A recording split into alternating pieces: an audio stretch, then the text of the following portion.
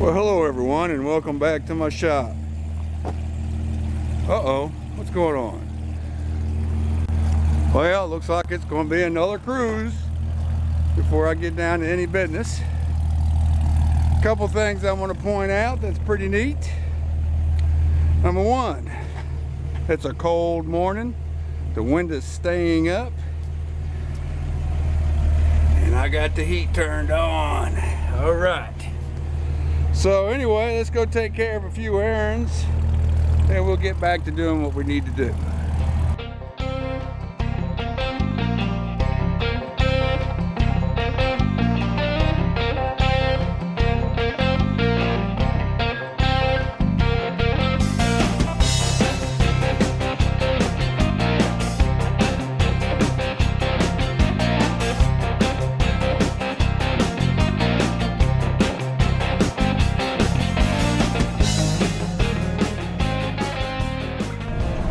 Well, we're not getting much of the fall colors this year. we were in a drought the whole month of September. And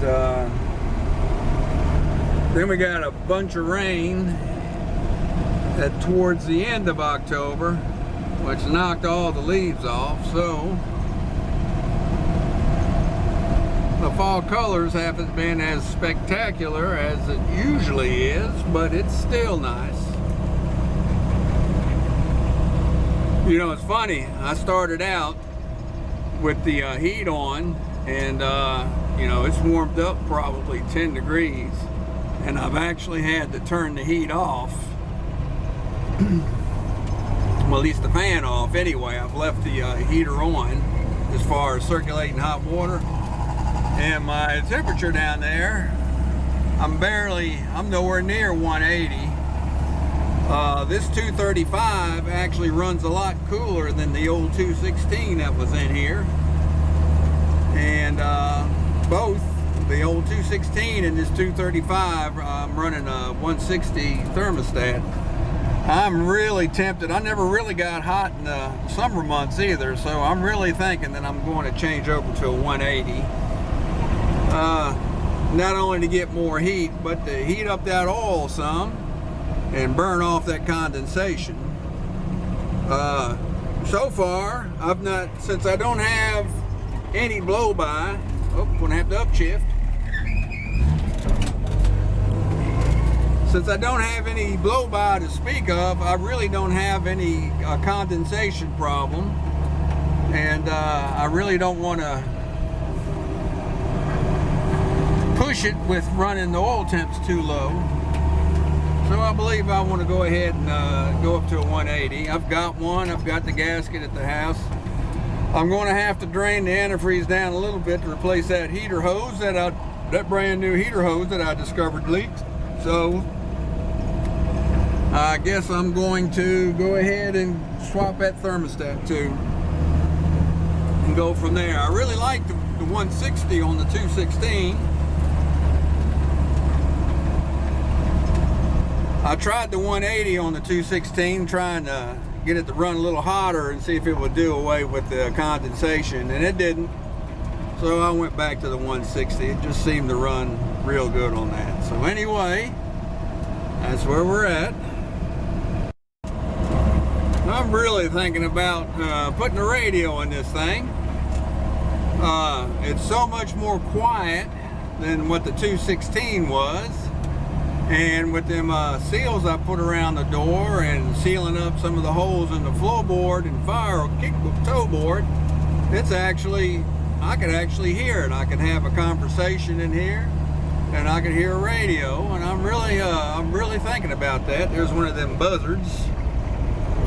We have a species of buzzards here, and this right around this mountain here, that supposedly is pretty rare anywhere else, and they keep the area, they keep it clean as far as all the roadkill.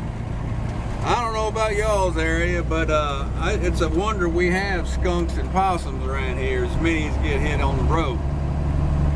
But anyway, what was I saying? Oh yeah, a radio. I'm really leaning towards that. I see they have a kit, a speaker kit that'll put twin speakers, small ones, behind the grill right there, and it makes up part of the bracket that holds a later model reproduction radio there in the radio bay there. And I'm really thinking about it. Of course, they're proud of them, but you know, they're proud of everything for these things.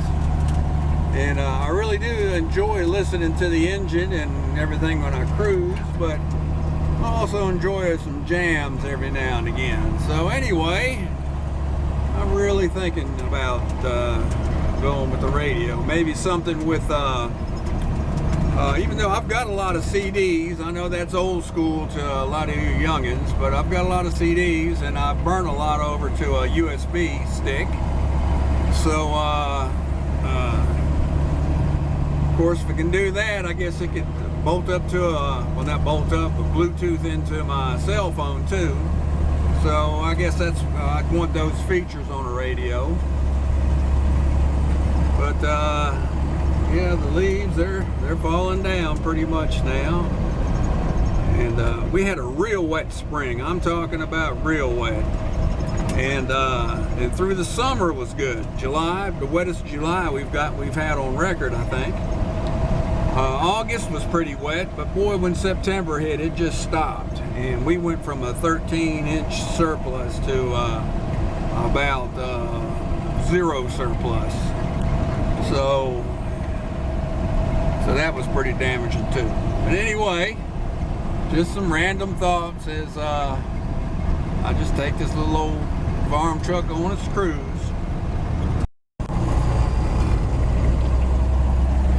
You know, I took a gamble. You know, when I put the engine in this, the 235, I went over to 12 volt, and in order to adapt that 6 volt gas gauge to 12 volt, I put a resistor.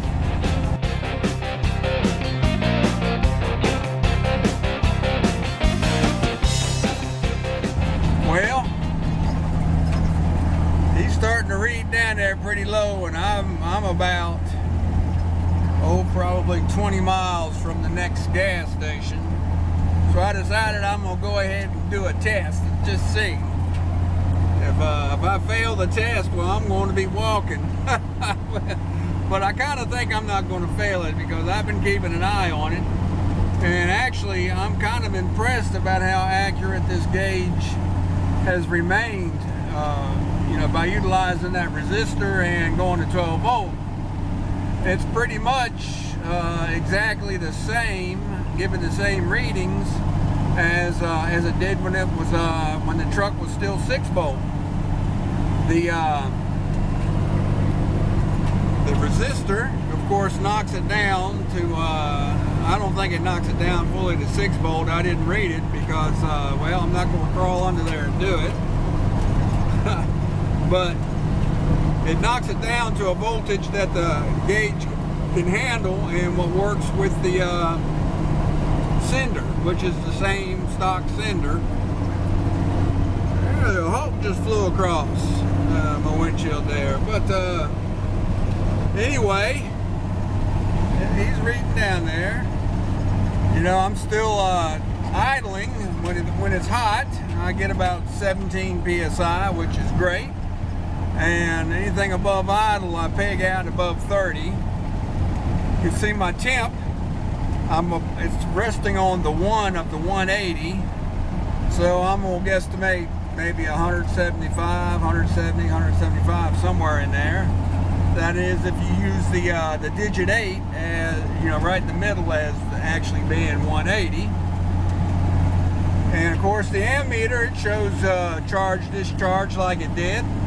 So the 12 volt conversion actually doesn't seem to have adversely affected anything as far as the electrics. And the headlights are brighter. This interior light works better. The tail lights and brake lights, they're brighter too. 12 volt is an improvement over 6 volt. Well, you know, I forgot about this gas station here. Should I? Nah, we're going past it. We're going to go to the other. But anyway, some political signs. Politics. No, I'm not going to go there. Oh, got a phone call. Okay, I'm back.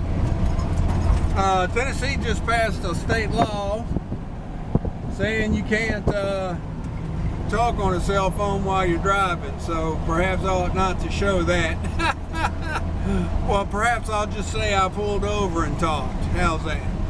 But anyway, we watch our grandsons a couple days a week. We pick them up from school, but one of them's sick, so we've had him all day, and he's wanting the crystal.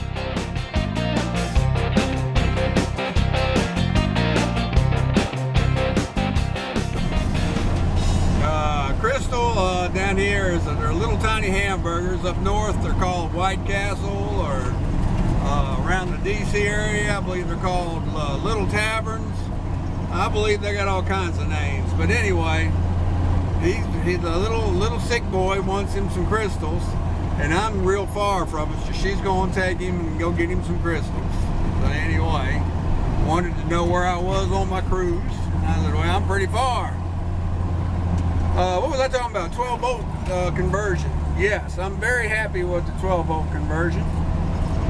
The 6 volt actually worked good. I still have the regulator and generator from the 6 volt, and if and when I rebuild that 216 and perhaps put it back in here, I'll go back to 6 volt. Oh, we got one lane closed coming up. Okay. Must be trimming. A lot of people haven't taken their Halloween spooks up yet.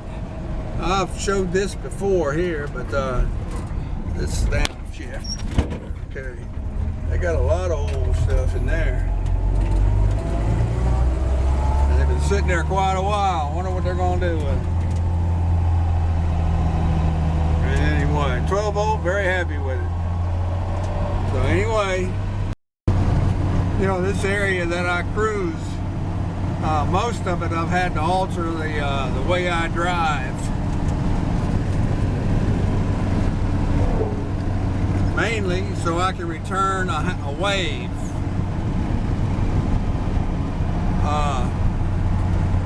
Most people that are out, most people that are in vehicles that pass you, they'll wave at you. And I think it's rude if you don't return the wave. So I've had to actually adjust the way I drive to keep a hand available to wave. Another thing I noticed, the closer I get to town, the less people wave. Isn't that something? I guess you could say there's less threat, maybe. Hard to say. But the closer one gets to town,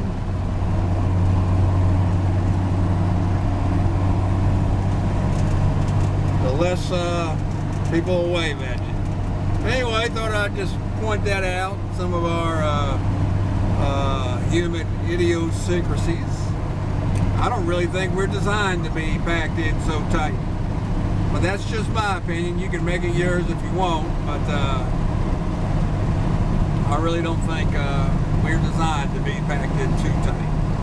But anyway, just cruising and thinking, pondering about life and all kinds of things in between.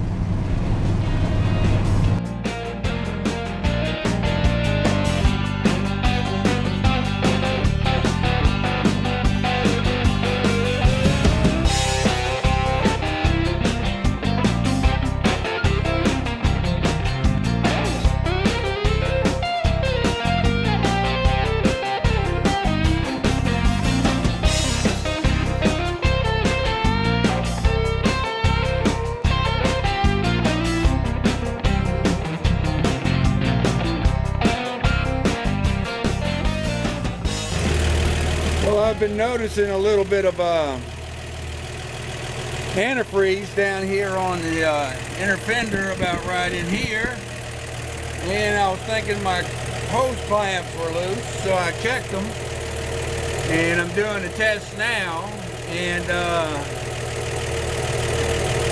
lo and behold, looks like my problem is actually a slight leak in this brand new heater hose right here. I've got it circled with a marker, but every now and then a bubble will pop up of antifreeze, and it's real unusual, but I'll see some antifreeze pop up and I'll wipe it off and it'll come back. The valve's holding good, so here I was thinking I had a valve problem or a problem with the clamps when it looks like a brand new section of hose. I mean, this hose is brand spanking new. I figure I've got about 2 feet. I may go for 3 feet just to be for certain on it. And looks like I'll be replacing that section of hose here real shortly. Otherwise, the engine's running pretty good. Tell you another thing I may do. I may go to a 180 thermostat. That fresh air heater, since it's pulling in that fresh air through it, it's not as the heat's not as high. I don't know. I'm gonna hold off on that, even though I'm gonna be draining the antifreeze down some to replace this hose. But I'll still stay with that because that old recirc heater would run me out. I mean, I'd have to run with a window cracked open. And perhaps with this fresh air, it'll balance it out just right. But anyway, that's an update on my heater on the Chevy. Got a bad hose. See, now it's not. See, I'm squeezing. There it is. You see it? Just a little bubble coming up.